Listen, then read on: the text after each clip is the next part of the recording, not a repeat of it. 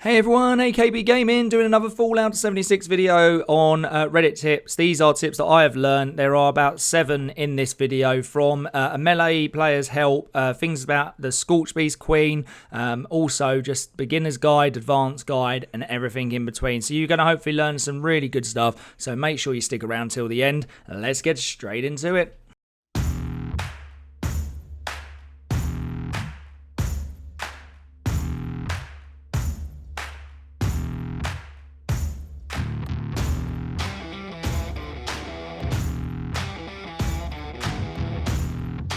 So tip number 1 is actually a bug and how easily to fix it. What you might find is sometimes you're trying to scrap all and you are button bashing like an absolute nutcase trying to get it to do it rather than doing it individually. So you keep pushing it, nothing happens. All you've got to do is it's part of course, the vital equipment quest.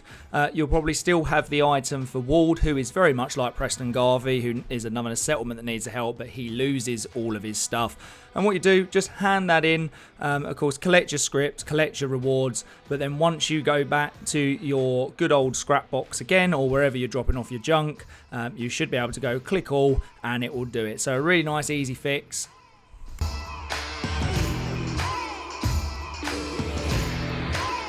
This tip has got to be one of my favourite of all time at the moment. It's as a melee build, as you can see, you're not going to get a hand on a Scorch Beast. It is a big pain in the arse.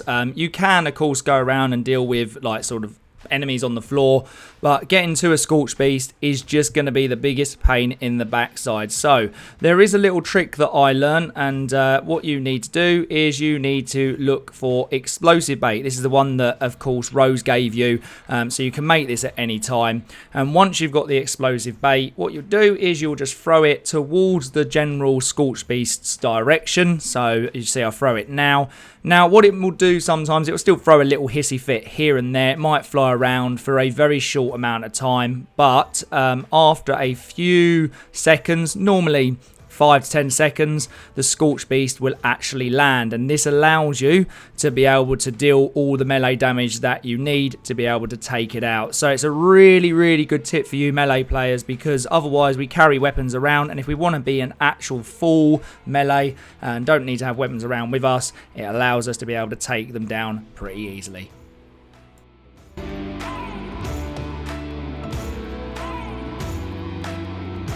This tip I declare as old but gold. It is a fantastic tip. At the White Springs Golf Club, if you fast travel and of course buy this sign, you start running over to the little gazebo, you get a free disease cure. So what you'll see is that I currently have, I mean there's only 1 minute remaining, but I have radworms, and what this is going to allow me to do is rather than spend disease cure, I can actually replenish it or cure it for free. So a really easy one, old but gold. Use the fountain at this location to get the free disease cure.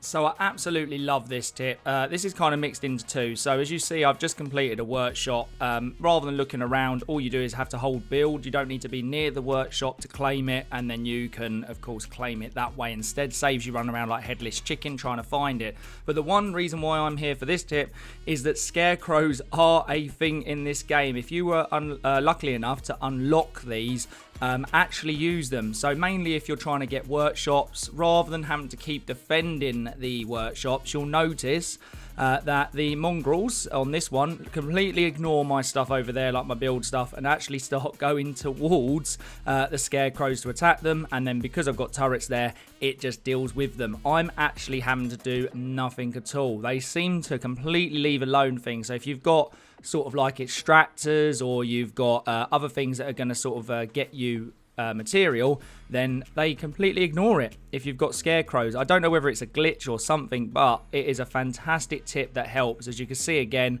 they're not going for it, they're just running along and going to towards the Scarecrows to try and attack them and get killed by the turret. So a really helpful tip.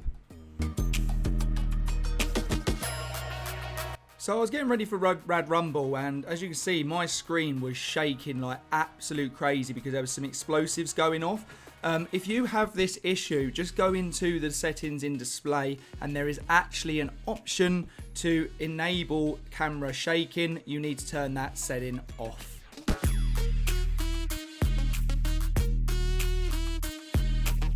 So I'm going to roll this into actually 2 tips. I'm currently at the White Springs station. This is of course one of the main locations for higher and lower level players.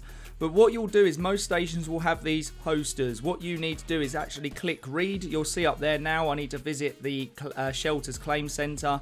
I've already done the Pioneer Scout stuff, so I don't need to worry about that. But then Sheep Squash Ate My Brother, an absolute great quest line that takes you through the up to encrypted. And then the White Springs Responder. Now that automatically normally loads, but if you haven't, you click read.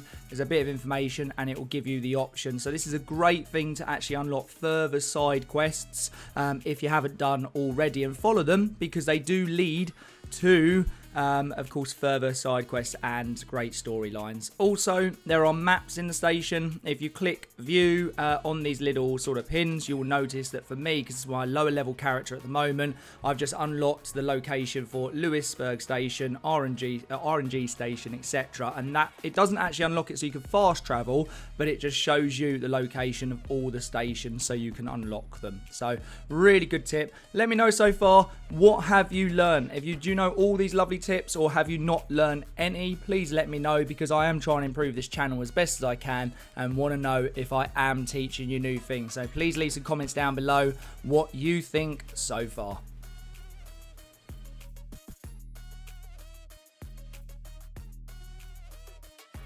No matter how high or low level of a player you are, being in a team is an absolute must. You can see my carry weight at the moment isn't that high. You can see that my strength is 20. I'm a melee build at the moment. That needs to, of course, go up, so I am going to improve my character. And also, if you look at my current effects, there's quite a few going on. This is currently a junkie build, but you can see my mutations aren't massively affected. Now, you will, when you get to a team screens, kind of make a decision and go, well, hold on, there's this group that's got 3.